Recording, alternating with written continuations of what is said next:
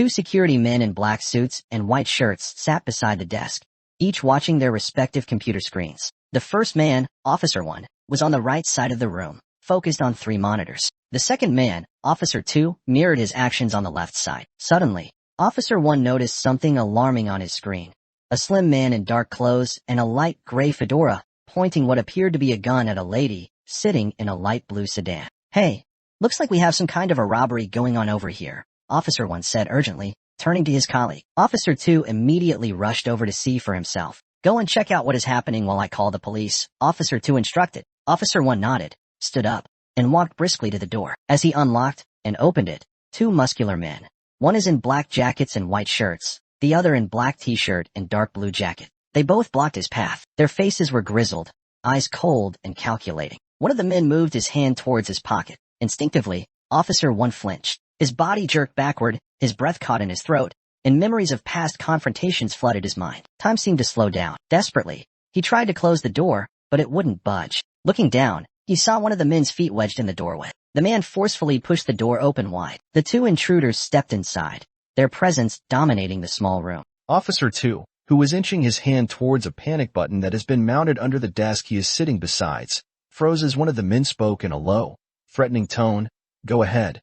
Push that button, and we can get to know each other in a much more interesting way." Officer 2 pulled his hand back and sat down, his face a mask of forced calm. "Smart move. You don't want to know who we are, and we don't want to know who you are, but we can discuss desire." The man continued, his voice dripping with menace. The security officers exchanged a glance. Officer 1 shook his head slightly, while Officer 2 frowned and bent his head. "We seem to understand each other. We want to see the security footage from 2 weeks ago. You want to go home and work peacefully," the second intruder said. Officer 2 quickly turned to his screen, nervously browsing through the footage. The room was silent except for the clicking of the keyboard. About 15 minutes later, one of the men said, "Stop," pointing at the screen. The footage showed an athletic man in a gray jacket and blue sweatshirt looking cautiously around before entering an underground parking space. He carried a large rug wrapped in a transparent bag, glanced around again, as he walks toward a rented van parked in his designated spot. "Do you know who that is?" one of the men asked. "Yes, his name is Jack Rickson. Just watch," the other man replied. In the footage, Jack unlocked the van with a key fob, the beeping sound clearly audible. "Hello, Jack," came a voice off screen. Jack flinched, quickly looking around to see his neighbor, George, approaching. "Hello," Jack replied hastily, moving towards the van's open boot. As George walked towards the elevator, Jack threw the rug into the van, waved at George, and drove off. "Who is this, Jack?" one of the intruders asked. The other man didn't answer. Instead, they turned and headed for the door. Just before leaving, one of them turned back and said, "You can broadcast everything that happened here, and we will become those you never forget. Or you can forget ever seeing us here, and we won't have to reveal our true identities. Are you not worried about leaving witnesses?" Officer 1 asked, his voice trembling. The men laughed. "For what? You didn't see any gun, and we certainly didn't threaten you," one replied, a sinister grin spreading across his face. The security officers exchanged a wide-eyed look. Only Officer 1 shivered slightly. The second man took another long look at the array of 15 screens covering the wall, each showing different segments of the apartment's perimeters. Slowly, Officer 2 approached Officer 1, checking for any sign of harm. "Are you okay?" he asked softly. "Yes, I'm fine," Officer 1 replied, though his voice was shaky. "All right, go and clean up," Officer 2 said. Officer 1 nodded and left the room. After a few moments, he pulled a hidden phone from his sock. Flipping it open, he pressed the star button and dialed a number. The phone rang twice before a strong voice answered. "Yes?" The voice on the other end responded. "Just tell me what happened. Can I speak with him?" Officer 2 asked nervously. "No, he's busy. Is there a problem?" "Some people just showed interest in Jack." "Who are these people?" "I think it's some kind of Russian mafia. We'll take it from here." "What does that mean?" "It means it's not your problem anymore." But the line went dead before he could finish. As he hung up, Officer 1 re-entered the room, eyes locking with Officer 2. "How did they know the man's name is Jack?" he asked, suspicion heavy in his voice. Jack's office was a small, rectangular room with light gray walls and a soft glow from LED ceiling lights. A sleek dark wood desk stood at the center, cluttered with multiple monitors displaying lines of code, a mechanical keyboard, and various tech gadgets. One wall featured a whiteboard cover with colorful diagrams and notes, while another had bookshelves packed with technical manuals and sci-fi novels. alongside tech paraphernalia. An ergonomic chair provided comfort during long coding sessions, and a potted plant on the windowsill added a touch of nature. In a corner, a beanbag chair and a small coffee table with a laptop and journals created a cozy break nook. The room was filled with the hum of cooling fans and soft background music, reflecting Jack's dedication and need for a space that balanced creativity and productivity. Jack is sitting in this lovely office working when he suddenly hears his phone ring 2 times. He fades out of his deep concentration to the ringtone of his phone. He stopped typing Python codes to what appeared to be software and picked up his phone. "Thank you for calling Rickson Programmers. This is Jack Rickson talking. How can I help you?" "We know what you did to Oscar," he heard from a deep voice before he noticed that the person on the other end had hung up the phone. He looks at the phone, then looks around his office intensely. He is trying to listen to everything around him, every keystroke and conversation around him. He gets out of his intense mood when the phone starts ringing again. He picks up the phone and says into it, "I don't know your problem, but you have no idea what you were talking about when you first called." He only hears a chuckle on the other end of the phone. "Honey, it is your mother. Are you okay?" she asked. "Oh, sorry, Mom. I thought it was someone else." "Obviously, what happened?"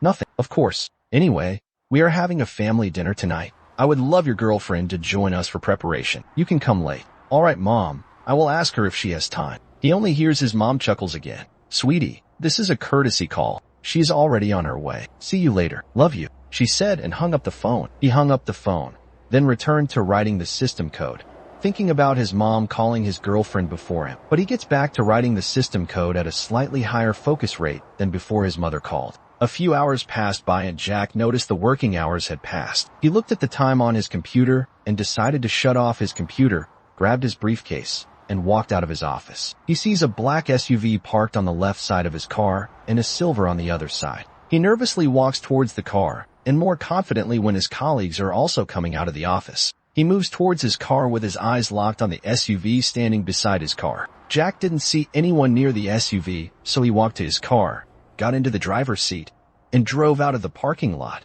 checking his mirror. He drives home and changes his clothes to a green shirt, black jeans, and a white jacket. He walked to his car again and started driving towards his mother's house with a hip-hop song playing. Suddenly, he heard a burst and started feeling the car drifting. He slowed down and parked the car on the side of the road. He opens the car door, then he checks the left front tire. He then checked the back tires, which are busted. He grabs his phone and starts dialing the phone number to AAA, but he sees lights coming his way. As the light gets closed, he sees it is a tow truck. He signaled for the truck, which led to the truck slowing down, and then he hears, "Do you need help?" says the man. "Yes, my car's tire is busted. Do you mind towing?" "No problem."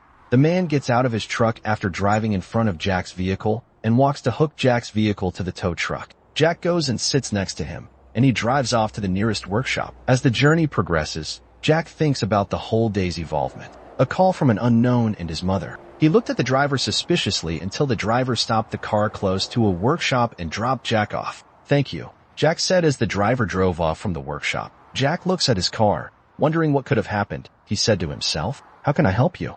He heard from someone. He looks around and finds a little heavy man smiling, looking at him. "My tire's busted," Jack said. "We can fix it in a couple of hours," the man said. Jack smiled and replied, "Extra $100 if you can do it within an hour." The mechanic turned around and moved Jack's car into the workshop. Jack walks to the cafe shop he sees close to the workshop. The mechanic is just finalizing the work when Jack entered the workshop. "You were right on time," the mechanic said. Jack smiled and responded, "Thank you for finishing so quickly. How much did I owe you?" "Just the $100 for finishing quicker than I said. Your insurance covers the rest." Jack smiled, reached for his wallet and handed $100 to the mechanic. "Thank you," the mechanic said. Jack enters his car and drives to his mother's house. As he gets close to the house, he hears sirens. He looks around the mirrors, but he parked his car, looking around, then walked into the house. As he enters the house, he walks to the living room. Then he sees what appears to be blood drops. "Mom," he yelled as he walks into the kitchen. He sees his mother with blood on her cheek, clothes, and on a knife. Jack is stunned with his eyes wide open. He is looking at her. "Police." Nobody moves. A couple of police walked into the kitchen, watching the scenes. It seems there is blood everywhere. On the dining table, floor, and on his mother. One police officer walks into the room, look around, and directly at Jack's mother. She says, "Mrs. Rita Rickson, kindly follow me to the bathroom. We need to take off your clothes and wear something else." She complied with the police officer. After she changes her clothes, walks out of the bathroom, a detective walks to her and tells her, Mrs. Rickson, you are under arrest on multiple count of murder, and walked her outside. Then she walks her into a police car. Jack is being accompanied by 2 paramedics who covers him with a blanket for some reasons. He sits in the back of an ambulance and seems to be out of phase. He doesn't say anything. He didn't notice a parked SUV not far away. There are 2 men inside the SUV watching the scene. One of them takes out his phone and calls someone, saying in Russian, "It looks like his mother is arrested for murder. He is devastated. We will take care of his mother too." The voice on the other end said, "Good job," and hang up the phone. Jack watches as a police officer calls for the detective after opening his mother's truck to find blood in it. The detective comes and sees it. What a heartless woman. She even dumped the bodies somewhere. Then Jack turned to the left watching as a police car driving Mrs. Rita Rickson passed by. Rita is looking at him and nodding with a little smile. Jack just watches her being calm with a completely blank face.